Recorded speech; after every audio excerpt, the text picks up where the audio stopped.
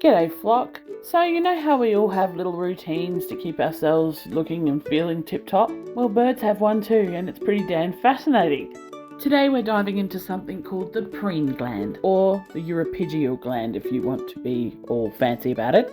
Now, this little beauty is usually found at the base of the bird's tail, sort of like a tiny oil well. And what does it do? Well, it produces a special oil, a bit like natural hair conditioner. When a bird preens, which is basically them tidying up their feathers, they'll peck at this gland and then spread that oil all over their feathers. Why is this so important? Well, this oil does a few amazing things. Firstly, it helps to waterproof their feathers.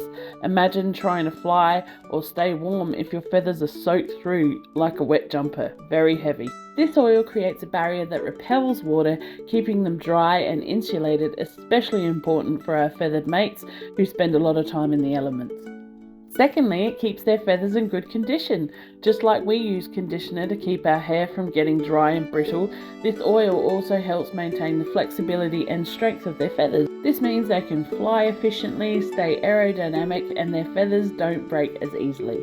Some studies may suggest this oil might even have some antibacterial properties, helping it to keep their skin and feathers healthy.